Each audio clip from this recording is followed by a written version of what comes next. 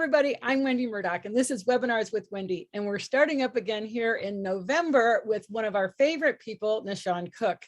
And he has come back after, I don't know, it's been about 6 months? About 7 months, yeah. 7 months. And so we really didn't talk about a topic, but I think the best thing to do is just to find out what Nahshon's been up to in the past 7 months, because it sounds like there's been a lot of really exciting things going on. So welcome, Nahshon. Thanks for joining me. Thank you for having me back. So where should we start? We had a little kind of private conversation here before the webinar started, and you told me about tuning forks, which I thought was really fascinating. And we didn't mention that before. So since we last talked, what are some of the things that you've been exploring, investigating, that you've been playing with? Yeah, well, I figure that one of my favorite things in the world to do is dig in the dirt and search for answers, right? For the buried treasure. And so I've been playing with Surefoot as a part of my practice, and so back up. I had like 4 horses this year come to my farm, and their people reached out, and all of them had diagnoses that said, physical diagnoses with joints and stuff that said that, and things had been exhausted, and the vets said that they needed to be put to sleep because there was nothing more that could be done. And so there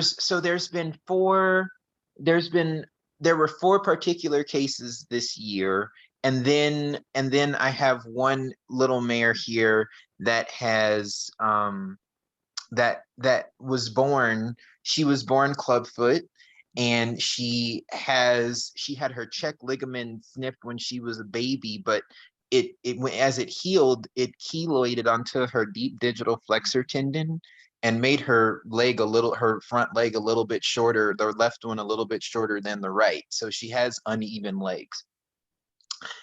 And it was really interesting because she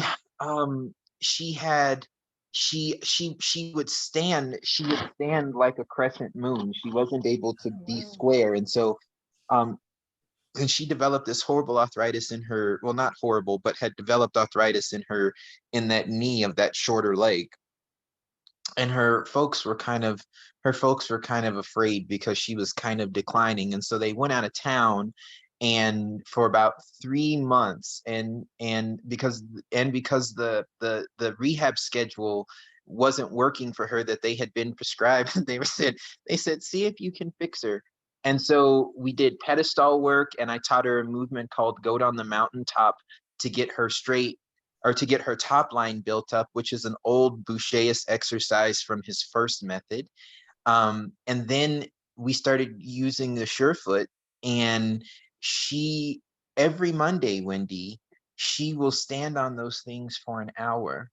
Wow. She will stand on them for an hour, and she will position her feet where she wants them to be. And like, if she puts like maybe her front foot on the side, then on the side of one of the square ones, I'll put a wedge one to help her with that angle. And she walks me through the process that she wants me, and she'll stand there without her halter on, and she'll lick and chew and lick and chew and lick and chew and lick and chew. And then when she's done, she'll just step off.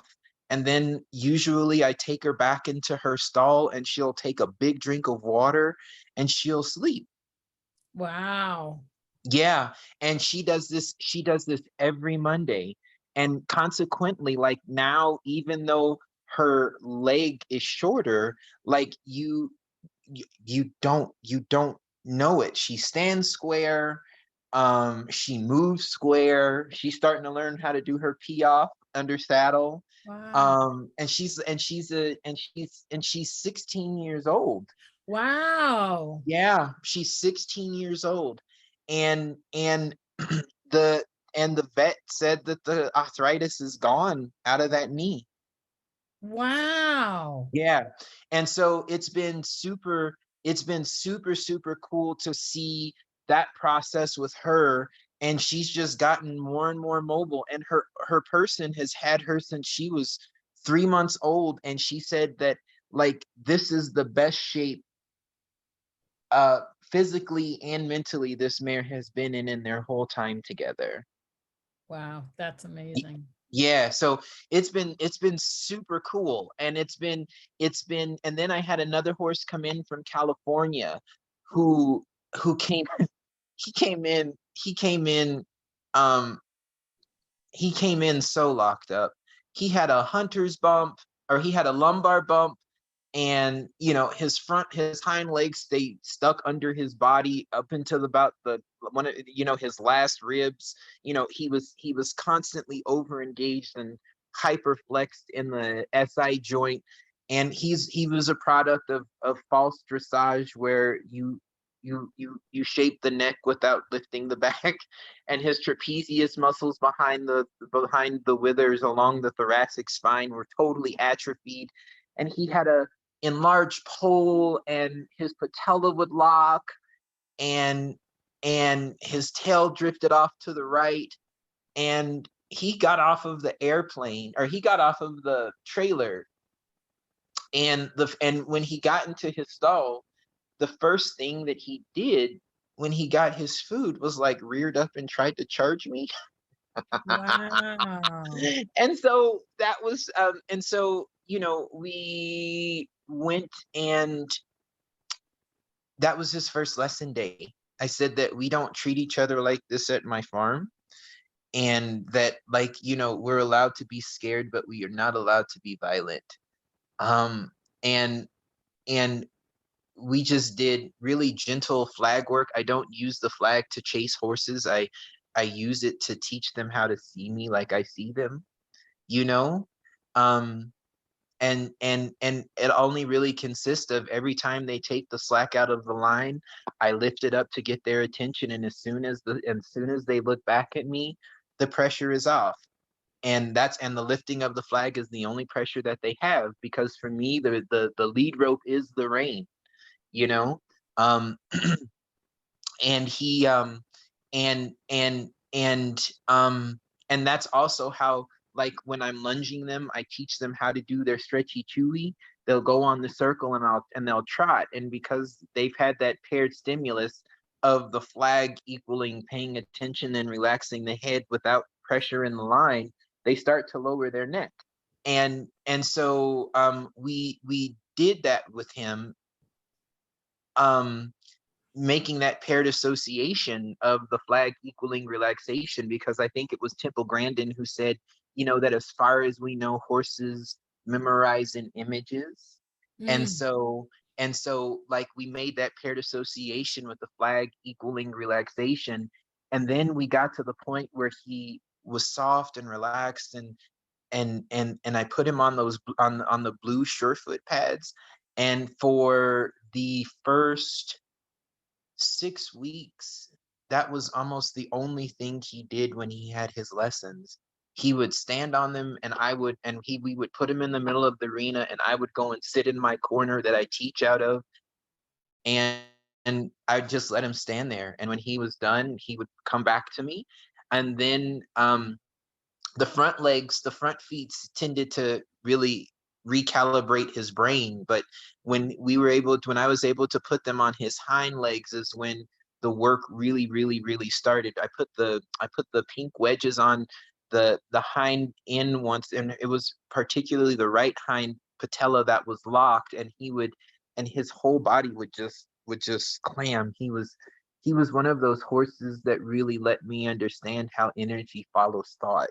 And when he expected something bad to happen, his whole body would just shut down. Um, but there was one time where he was on those wedges behind, and particularly on that right hind leg, and it started to open up. I had prepared him with a bridge. I had my horses stand on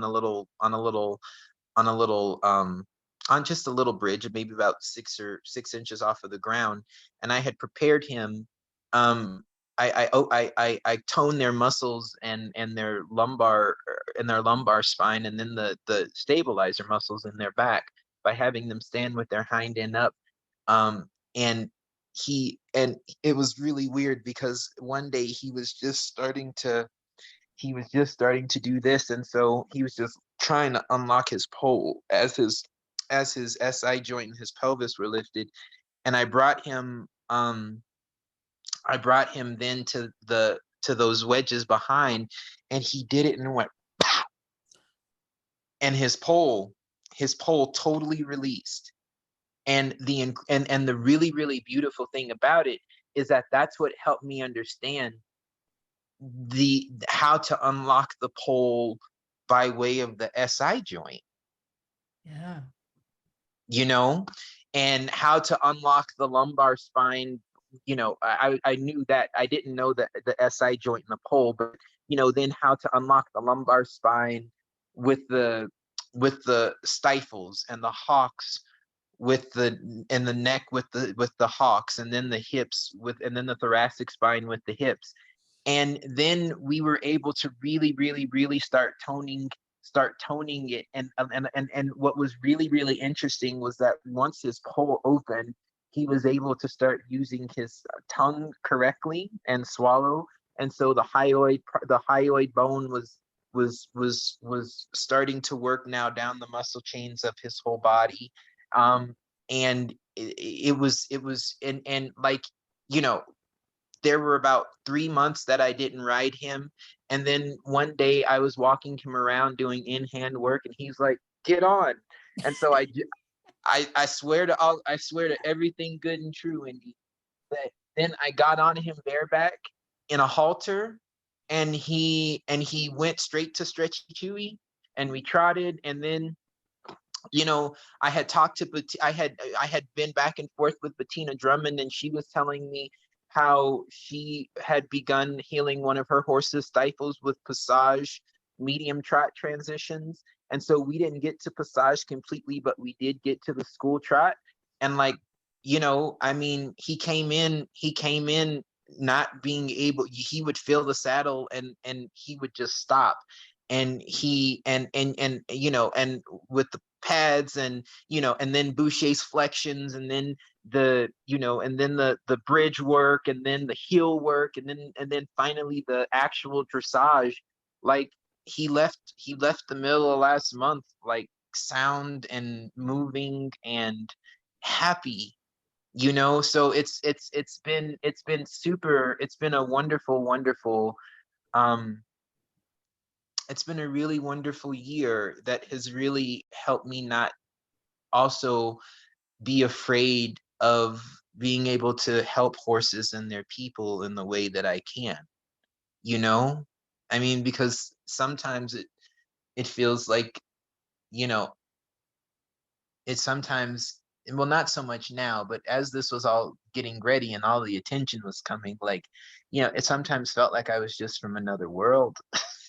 you know um and like nobody understood. But then once people started seeing their horses change, and you know now I think that I'm able to help folks understand and explore what a possible what how another possibility of connection with these horses. They're wonderful indeed.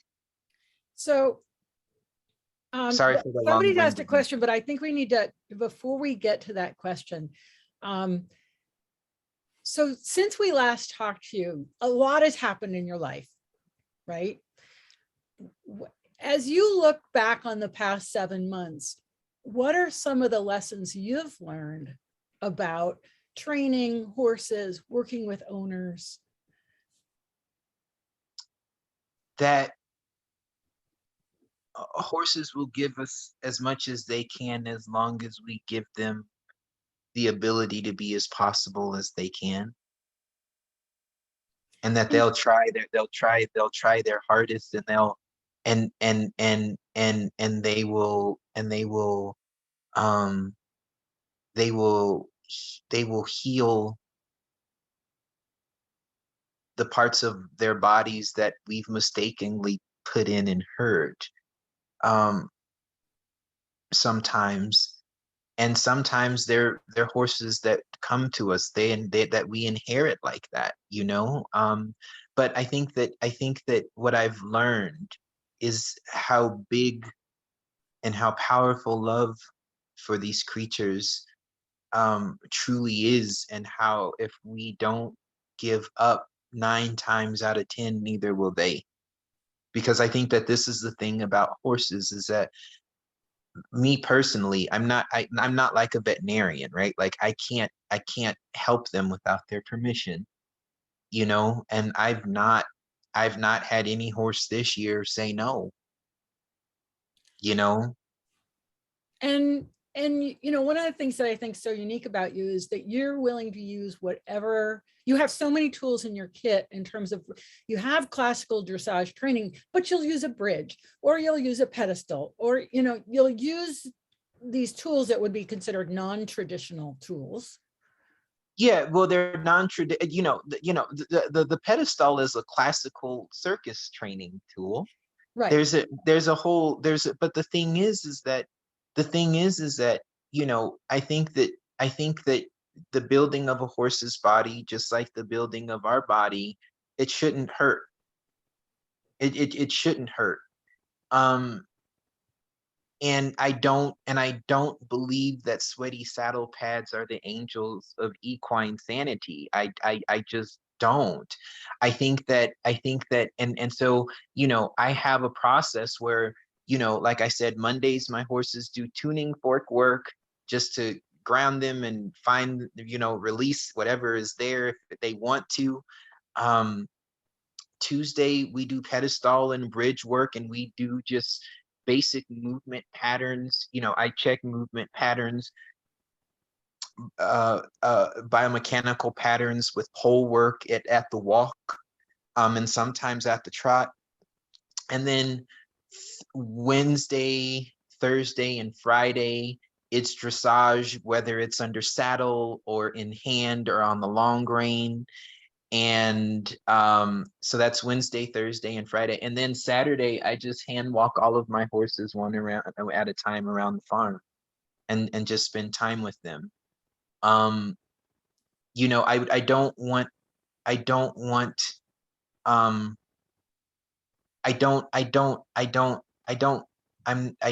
don't train horses well out of the false intimacy that the hope for quick answers brings a lot of times. I have to spend time with them, and I have to let them know that they're safe in my hands, um so that they can tell me what they need. um and when and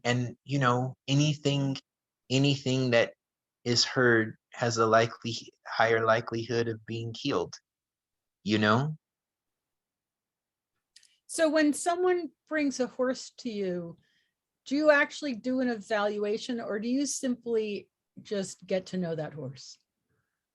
The evaluation is me getting to know them. So, like, for example, I posted a video last week of a horse that came in, and a big Oldenburg, who had gone to some really respected trainers out here in Colorado. Um, and and um, he he had developed this history of spooking, and had cracked, was in a lesson with his person with one of these trainers 2 years ago, and he spooked, and she cracked 2 vertebrae in her neck. um and then he was at another training program, and they sent her a message apparently saying to come get him. And when she went to pick him up, his feet were long, and he was like a 3 body score, like he was in bad shape. Um, and we had talked back and forth last year about him coming, and then something always came up. And and so they were telling me all of these things, and I don't like to hear stories about horses. And so I just told them to bring them in, and I saw him, and we walked around, and I said hello, and um so then she got me his bridle, and I put his bridle on, and I could immediately see this horse's amygdala being triggered. Like his lips got crinkly, and his jaw got tight, and his underneck got really, really hard. And he dropped his shoulders and hardened the base of his neck, and his eyes got small, and his brow furrowed a little bit. And I knew right then that all of the horse's issues that he was having had stemmed from not being able to move his tongue under the bit. And so I went into my tack room, and I got a bit that had no really tongue pressure at all, because Nuno Oliveira, in the book by Eleanor Russell, she just recorded notes. He says that, and he said this in using Francois Boucher's jaw flexions. He said, if your horse is really talkative, he or she doesn't need the flexions. But if the horse is too quiet, they need to learn how to speak. He said something to that, and this is where the flexions help. And so, you know, and I think that what so many people don't understand, and about Francois Boucher, and also about the flexions, is that the Boucher bit that we have today is not the original Boucher bit. The Boucher bit actually did have tongue relief like a Mylar bit. And so every time he did the flexions, because Boucher's whole formula was built on all resistance starting in the pole. And he was way ahead of his time, because he realized that we could get rid of the resistance in the pole by releasing the jaw and having the horse lick and chew. And so I got this horse wasn't open to the flexions. So I just got something that allowed his tongue to be free. And immediately he licked and licked and licked and licked, and started to drool, and started to unlock his jaw. And in the 5 years that his person had had him, she said she had never seen his lips moist. Um, and so, even, and then I rode him, and they were expecting him to spook, and he didn't. And then and she's like, well, do you want me to bring the saddle, because I imagine that he's going to be spooky, and we're not going to be able to ride him. And within 5 minutes, the answer had come clear. It had come clear that this horse had been struggling with for 5 years. 5 minutes. And then I got on him, and we did leg yield at the trot, and stretchy chewy, and moved with him, and X, Y, and Z. And she and my mom came in and watched, and they were just, they couldn't say anything. And then, so that was Saturday, and that next Monday, she said, I watched your lesson, and the aids that you gave, and the explanation of how you move with them, and X, Y, and Z. And I lengthened my stirrups and relaxed my feet and the back of my knees. And we put on this bit, and it was the best ride I've had on him ever. It took me 45 minutes. And so I think that, Actually, it took you 5. All you did was observe. You knew. Yeah, You right. saw And that. that's what I'm saying, is that when horses are herd, and they're not things that we do things to, they let us know how to help them if they want our help. I mean, and I think that this is where the true understanding of bits, and the effect that the restraint of the tongue, and the horse being able to move saliva, and how our hands are supposed to move with certain types of bits, and hand position, and how we can release the tongue by holding our hands a little higher in the cheeks, regardless of whatever bit we have in, especially a snaffle or non-leverage bit. These are all things that that that we can do instead of resorting to force, instead of resorting to the need to control, which for me is where effective and fair communication ends. Yeah. And so, I mean, and some horses only need that first 5 minutes for me to help them. And other horses need more than that. And it really is up to the horses to let me know what they need from me.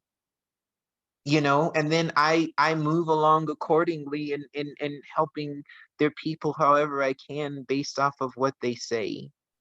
And this is something you bring up, something because it's the same thing I see with Surefoot. And what I see is some horses, I can put it on a pad and 5 minutes later, we've resolved it and it's going to stay. And other horses, it's weeks or months or years or, doing other things or resolving other issues that haven't been observed. And so it comes back to, and listening to you, I hear the same thing. It comes back to helping people actually observe. Yeah. And it comes back to helping people actually observe and being a conduit in that process of gaining understanding. But it also comes from hearing people, because a lot of people actually do know what's wrong with their horses. If we listen to them, they just don't know how to fix it. Right. But a lot of them know what's wrong. Well, yes and no. I mean, because the person you just described didn't realize that the bridle was restricting the tongue. Yeah, but the thing, she didn't realize that the bridle was restricting the tongue, but she also realized that the answers that she was getting wasn't helping her horse. Right. And so even if they don't know what's wrong, and I think as a trainer, this is where it's really important for me to say, and I don't even think, I'm moving more from being a trainer with the pedagogy, and life is kind of turning me into just a helper of horses and their people, and and now for me, dressage is used to help horses and not to break them down. Like piaffe helps the trot, that helps the canter. Passage helps the trot. The changes, the changes of lead at the canter, right? This is how balanced and straight can your canter be so that you can move effectively under a rider. There's all of these, the Spanish walk. Let's open up the shoulder. Let's loosen up the base of the neck. Let's get the hind legs through. Let's allow the neck to continue moving in the walk rhythm. The circle. Let's supple the outside hind leg so the outside shoulder can come over, so the inside hind leg can come under, so the inside shoulder can lift. Like there's all of, and it's understanding. It's an understanding that that the difference between breaking them down and building them up is understanding that the movement trains the horse, not the person. The school figures train the horse. And if we understand the school figures, then we can put the horse on the right way and let the movement build their body. You know what I'm saying? Absolutely. And we're just like guardrails on the side of the highway. That's it. We don't do anything. We just observe. This is where the horse needs help here. This is where I can leave him alone. And I have found that regardless of where a horse is in their education, if they understand the school figure at the walk, they find self-carriage to carry themselves correctly into the trot. When they do understand the school figure in the trot, they find the self-carriage to carry that over into the canter. And then there's that old adage that, we learn in the walk, we practice in the trot, we master in the canter. It's not 60 days and the horse should be able to canter 5 miles. Like and for me, that expectation is the betrayal of false intimacy that we have been trained to have with our horses, and an addiction to quick fixes, and then we waste so much time not taking time. Yeah. Arthur Cottis had a saying that I've loved. He always says, take your time, but don't waste Don't your waste time. it. That's right. That's right. And you realize, I mean, and then you realize that, like, you know, time is just a ball of yarn, and we don't have a lot of it, especially in the working life of a horse. It's a ball of yarn, you know? And so, you know, I mean, I think that, and I, and the thing is that, you know, it's just like people. It's so my niece, my youngest niece, we're all, you know, my whole tribe here is taking turns on homeschooling her for days, because on having days for homeschooling her until the school situation out here gets a little bit safer.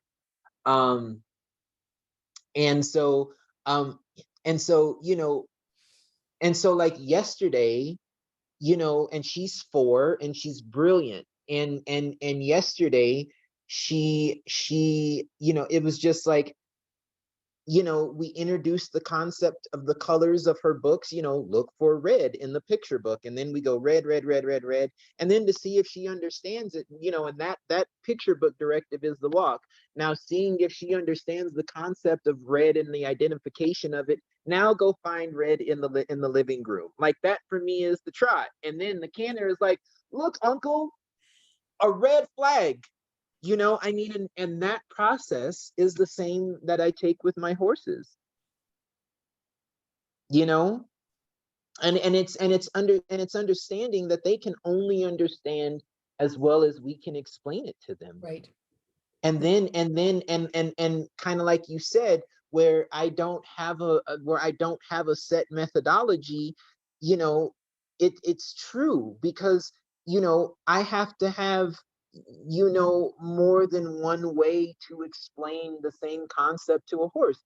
You know, for long warm blood, stretchy chewy is gonna come, it's gonna be a beginning movement, as opposed to a short Mustang or an Andalusian, where they're going to have collection first to build up the muscles to stretch their neck out. You know, I mean, and it's understanding that, you know, these long, hard rules, you know, they're they're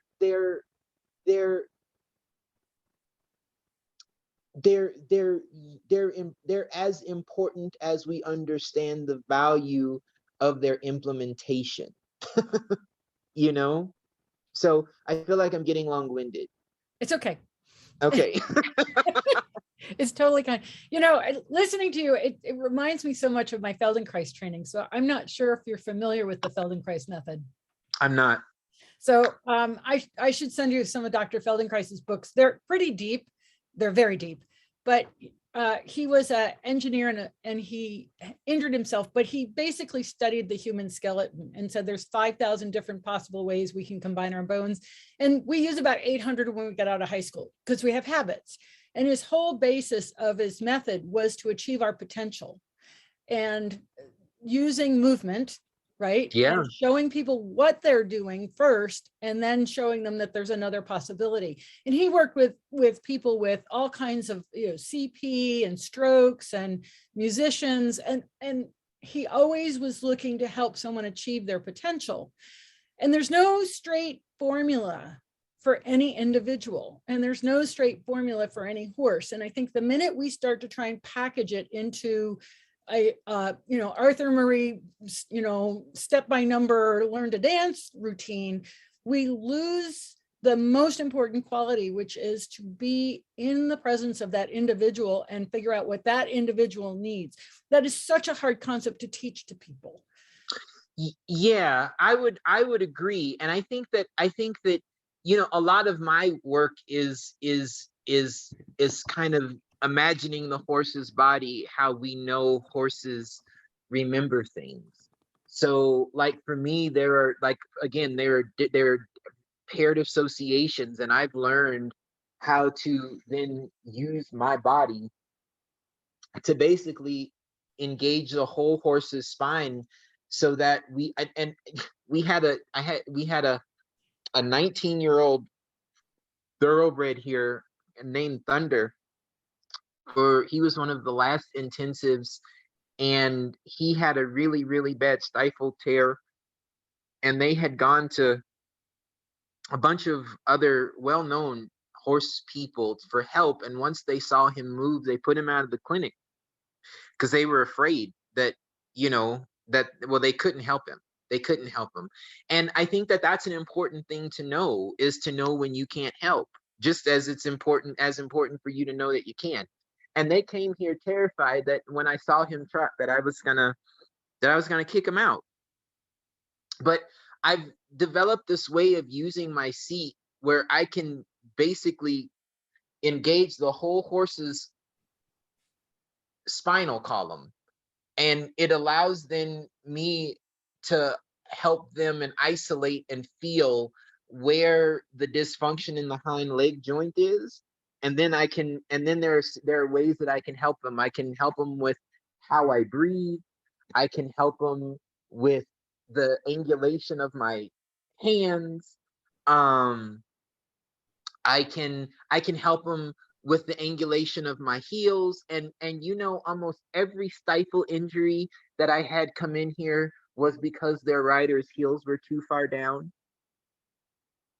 Almost every stifle injury, and it disengaged the lumbar spine, which totally disengaged the rectus abdominis muscles and closed the stifles out behind the horse's body, which then caused dysfunctional movement in the hock, and the horse couldn't relax over their top line. Lifted the heels a little bit, the horse came right up. You're the only other person I've ever heard besides myself talk about raising heels. Yeah, it's so, I mean, and the thing, and the incredible thing that happens is how it changes our whole spinal column, because Molly Swift, or Sally Swift, she had that concept of riding in your bones, but and it really makes sense.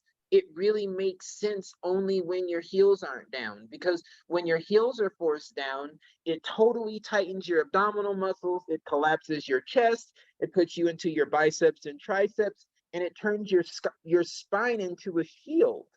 Well, essentially because when the heel is jammed down, that's actually extension. Yeah, well, but on a biochemical level, when the heels are jammed down and the stomach is pulled in, it lifts up all of our involuntary muscles off of our pelvic floor, which releases cortisol and adrenaline, and it tells our body that we need to get into flight mode. It triggers our amygdala. And so unconsciously, we are trying to relax by forcing our heels down, but biochemically, we are telling ourselves that all hell's about to break loose and we better prepare. And that's a lot of the reason we have a lot of training issues I've observed in so many horses, because the horses understand intention. They don't understand our questions. They understand our forethought. But the other thing it does when you jam the heels down is it actually applies the pressure to the stirrup bar, which drives the horses back down. Yeah, indeed. Just from a simple, right? Yeah. And then they can't lift their back, and so how are they supposed to engage their hindquarters? They can't lift their back because the stirrup bar and on the trapezius muscles right along the thoracic spine, and then we start getting that false roundness in the neck, and we start getting the munchiness in the mouth, and then we start getting blown stifles and hocks, and then we get bigger bits to try and get their heads down. Yeah. And then more importantly, there's no lateral flexion. And the thing about the lateral flexion is that the lateral flexion is the only real way that true collection is possible. Oliveira says there's no vertical flexion without lateral flexion first. Right. And that's because the lateral flexion, that's because true collection comes first by bending the horse's spine, suppling the horse's back. So, thank you for nerding out with me. Oh, no problem. Anytime. So someday we'll have to get together because it would be really interesting. It'd be really interesting. So someone's asking, so obviously these horses go home after they've been with you. How do you teach the owner what they need to do to continue with what you've done? So actually, I have a really small line. I have 7 horses that live here permanently, and then I own and I just take horses that like need to be here in. There, but the majority, and I had and the horse from California is really the only one that I had to take in because there was no other way for me to have him. But the majority of it is me teaching their people on a weekly basis with their horses, because we'll explore kind of what the horse needs while they're here, and and usually they come once a week, and I can check in and I send homework home, and then they come back and we have progress. There was and then we see where we need to tweak it, and training a horse is like the stock market. We go up and then we go down, down, down, and then we shoot up and then we kind of steady out. And so like one of the horses this year particularly has been a beautiful little roan Mustang mare named Arrow. And she came um she came in, I believe it was February, and this little mare's body was just so locked. Like she was really afraid to move. And they had and the meniscus in her, her right meniscus was pretty worn down, and you know they had the problem had been, they said the problem was shoeing, and the problem was riding, and the problem was X, Y, and Z. And there was no help. And they were seriously considering putting her down. But and so funny enough, the person lives about 30 minutes away, and they had heard me do an interview with Warwick Schiller, and she called me, or she texted me, or something, got in touch, and I was just so busy. And then she sent an email to my to my farm's she sent a message to my farm's website, and my mom is the only one really that reads those. And she called me. She says, so and so sent this message, and you need to call her back. And so we had set time, and like Arrow has been the horse so far that has made me use everything that I know. So we started off with the pedestal to stretch her spine out, because she couldn't stay in alignment. Her stifle was messed up. Her pelvis wouldn't stay in, X, Y, and Z. And then we used the bridge, and we did that to strengthen her body. And then we did in-hand work and pole work to start working on lateral flexions. I set up different grids for her to start suppling her body and teaching her how to bend correctly and hold herself by stepping over the poles. And there were moments where homework was the Surefoot pads sent home, and she had to stand on them for a certain amount of time, or offer them rather a certain number of times each week, and see how that went. And sometimes she would stand on them and sometimes she wouldn't. And then over the summer, she turned me into one of those marathoners that runs behind the donkey, because I was jogging with her on the long lines up and down the hills of my farm. I lost so much weight in water. And then one day she did like Rebel. She said, "I'm ready for you to get on." And I switched bits. To where she was able to move her tongue. And but in hand, we had gotten this horse cantering with me jogging beside her. Wow. And so to teach her the correct movement patterns.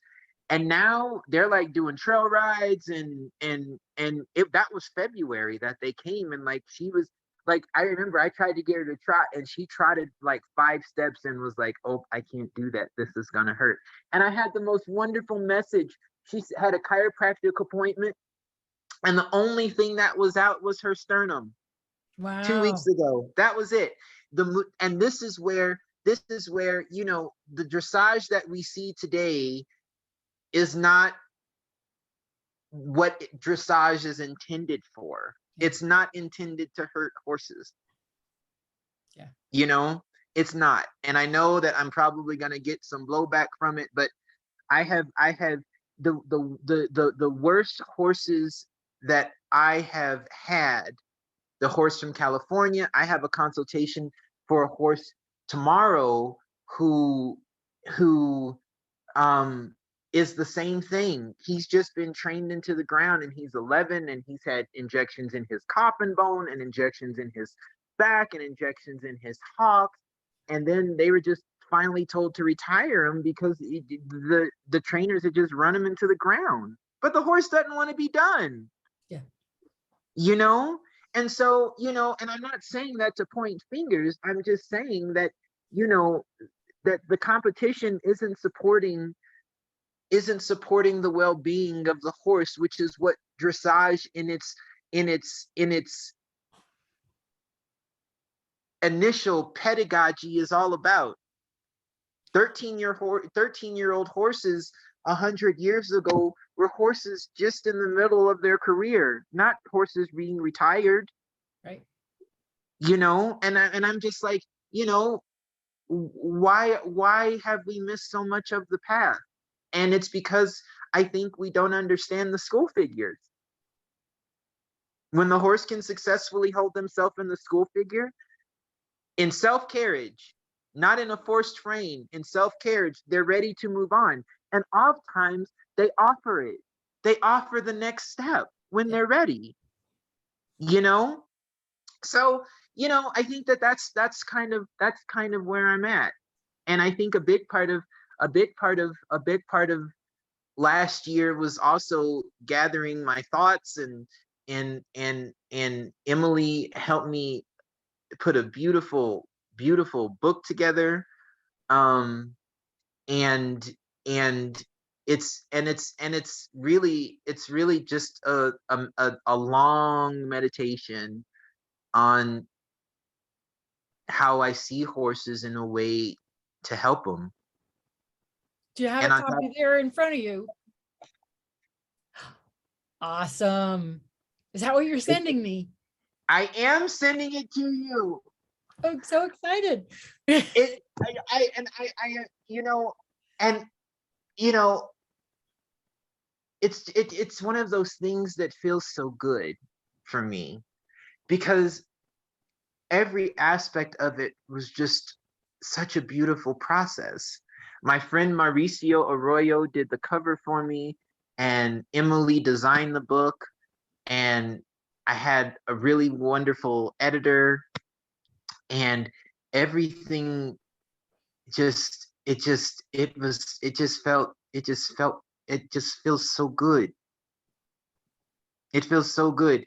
And you know, the prayer is to be helpful, and it's also understanding that people take in information differently. Like, I'm not one of those people. I'm one of those people who gets the greatest value and information by cuddling up with the book in my bed and reading about it. You know, I'm not the person who does really well with someone talking at me or with demonstrations, because the way that my brain works, I can hear people's voices walking across their words, you know. And so it you know, it's easier for me to just understand, and I then have the space of the bridge under my feet of those people's words, and then having the free-footedness to just keep moving forward into what I felt they were offering me in a sentence or a paragraph, and seeing how it works with the horses. And then if I don't understand it, then I have folks that I can call and see if where I'm trying to comprehend is from the right point of view. And then that's kind of how, you know, I deduce it down to whether the information is useful for me or not. And if it's not, it doesn't mean it's not good information. It just means that, like, one mare needs a tuning fork and the other one needs the pedestal and the other one needs the surefoot pads. It's just not for me. You know? So yeah, it's good. Yeah, it's fascinating. So what are some of the books that you've been reading recently? Yeah, so I have been reading Because the I know you physical. read more than one at a time. I do. So I'm reading so horse books. I'm reading Physical Therapy for Horses. Um and it's a wonderful book. I am reading a book also on neuroplasticity. Oh, So awesome. yes. And then I am reading a book right now also on the vagus nerve. And um I have a novel that I'm just getting into called The Last Report on the Miracles at Little No Horse by a native author, Louise Erdrich, who just won the Pulitzer. And then I am revisiting the poetry of Pablo Neruda. Yeah. And so what's wonderful though is that I get a lot of when I like to sit with my horses in the field during their turnout time, and that's usually when I'll read. Because then too, and so like I'll read and then I'll think about it, and then I just watch how my horses move when they play with each other. And like with Rebel, that horse from California, that's how I figured that I could get rid of his lumbar bump, because there were times when he was in the field when he raised his neck to a certain point and the bump would just flatten out because the muscles in his abdomen were loose enough for him to do that. And the key was lifting the pelvis a little bit so that the hind legs weren't so far under his body and his belly could drop a little bit. And that was a big way that I was able to, and like, this horse was not able to walk without his right hind leg sticking, and like then he would lift it up, he would lift it up for you to clean his hoof, and he would just stick. And he was moving like a ballerina in 6 months. Wow. Yeah. Yeah, he's one of those horses that I wish I had from the very beginning, because he was young, just 9. Yeah. Yeah, so, but we move on, onward and upward and ever forward.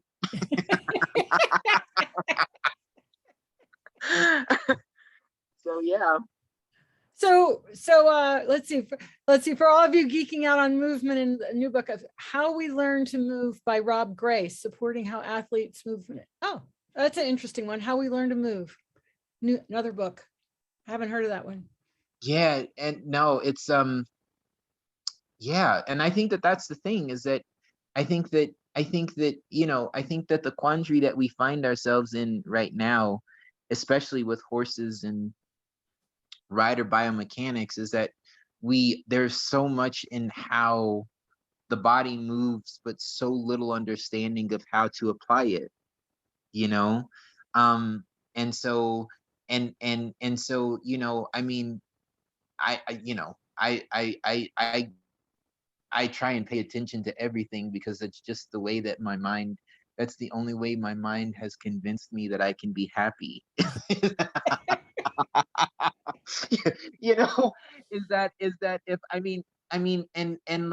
and like this is, and it's kind of, and it's like neuroplasticity, right? Like, like new habits form because of the the neurons communicating with each other around a thought or an action, and that's how habits are formed. And then, every new experience changes our brain, and then, or influences our brain. And like, if we then move forward into that continued practice, like, we've created a new part of ourselves that we didn't know that wasn't there. It wasn't there. And I'm just like, then I can do that with horses. Yeah. I can do that with horses. And, You know, and I in can, many ways, horses are simpler because they don't have the sense of self that people have that inhibits us from change. well, and I'm saying that for myself, to help horses change me into into a less ego egoistic creature, you know, like when I see how they respond to new experiences that we explore together, if it's a positive way, it's because of things that I did to make them not afraid. So, namely, just breathing. And you know, I mean, and this is the thing that I've learned, Wendy, is that like, you know, we can only connect to our bodies as riders and horse people as deeply as we breathe into them. Yeah, You actually, know? yes. And like how much of a letting go, taking your breath all the way down to your feet actually requires, you know, and like Yeah. how we breathe, and like how, you know, and how, you know, in just helping people be mindful and helping them keep their diaphragms down. You know, it's not okay, drop your shoulder, but it's like make sure that on your inhale your shoulders don't come up, you know, I mean, and how that automatically pushes the breath down into their bellies and below their navel. And it's just it's and it's and it's and I think the important thing for me as a lover of language, and as a sculptor of language, is how important carefully chosen words are. Mm. It can change a life, you know? Yeah. And so it's been and then too, so we ran these intensives out of my barn, and people came from all over the country. um and you know, and the main thing that it was for was really to help me get over my social anxiety. I'm terribly afraid of people in my space. And so, you know, Okay. I was able to control my exposure to people in situations, namely being with my horses, that helped me feel safe and confident. And it was really, really good practice. You know, I struggle sometimes with stuttering when I get overwhelmed. And it was just really, really good practice in me learning how to teach myself how not to be afraid in this situation, you know? Um, and so, you know, I don't know who the person really that I talked to with you, who talked to you, is last time. Different person. I really feel that way. Yeah. You know, I really feel that way. I feel I still very much feel like a child of heaven, but who's not so afraid to to to be that in the world, because you know, the prayer is only to be helpful, you know, and like I have the language now, and I'm getting the courage to not be afraid to to to do that, and to help people be as possible for themselves and their horses as they're willing to allow me to help them to be, you know. And it's a wonderful mercy, but it's been a very, very, very hard growing experience for me, you know? Yeah. But I figure, how can I ask somebody to jump as a teacher if I can't show them how? And that's what this year so far has been about.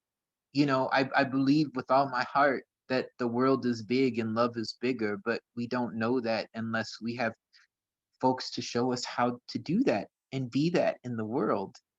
And like, I'm good at doing and being that. I'm just really scared of people. You know, I mean, and so it's learning. I'm learning. And like, even with this book, I was going back and forth with Emily. I was like, Emily, oh my God, what do you think? And da, da, da. She goes, I think it's gonna be great. and then it was. And I've gotten letters from people from as far as like Norway and France, you know, who who really feel how who really feel that I'm feeling horses in this way and can put language around it, and are wanting to learn how to be that. And so I'm really grateful that um I had the courage to not be afraid. But it's terribly scary, and like I feel like I'm gonna cry because it's you never know what people see, but you also don't know who will pick up that bottle with the letter inside from the river, you know? And what they will read and get from what you've written. And I'm so thankful that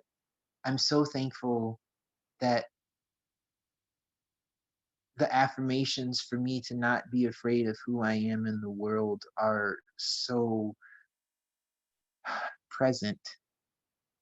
Because for like little nerdy introvert people who grew up like me, just with my books and my animals being my best friends, there's just so much about the world that you sometimes don't understand. You just don't, and hard how hard it is to just feel safe in yourself, in the world. And here I am gonna be 37, and I'm just feeling like it's okay to not expect me being myself being such a socially awkward experience, because I'm not afraid of what I have to offer. you know Yeah. it's beautiful and stretching for sure. I think that message overpowers the insecurities. It does. The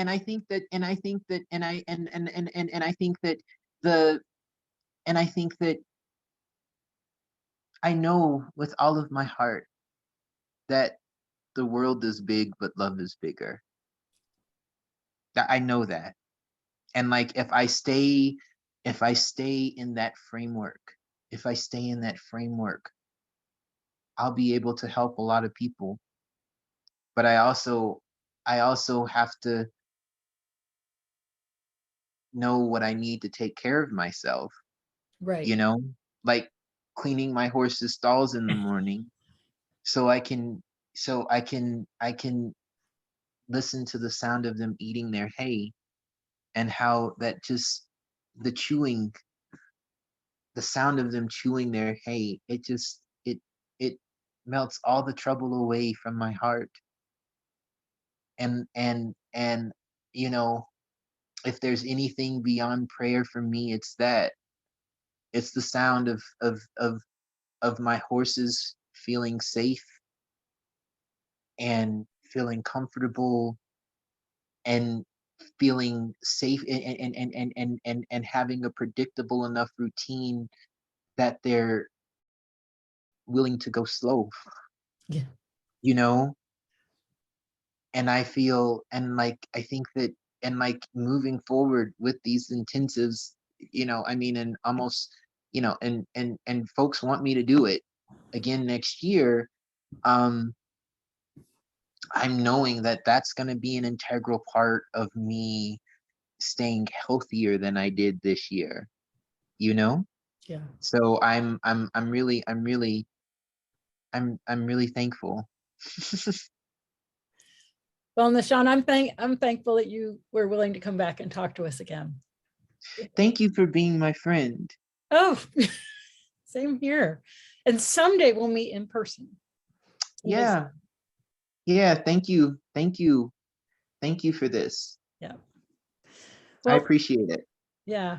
And so I don't know what you're working on this winter, but what we're going to do is I think if we check back in about 6 months when the spring comes and see how you've evolved over the winter and what projects you've been working on. When I die, when people are gonna be able to chronicle my progress by your interview. Interesting. It's just so different than the last one. And I think it's so much fun to just see how you're evolving in thought and the ways you're addressing things. And I loved hearing about what your routine is, because I think it's really interesting. So Yeah, I mean, routine truly is the healer of horses, you know? yeah. So yeah, but let's check back in 6 months. Okay. All right. Well, thank you so much. And thank you everybody for tuning in. Just remember to tell your friends about this webinar, and you can find them all on the Surefoot Equine YouTube channel, and we'll get it posted by tomorrow. Have a great day, and so good to see you again, Nahshon. Thanks. So good to see you. See you later. Take care. Bye. Bye.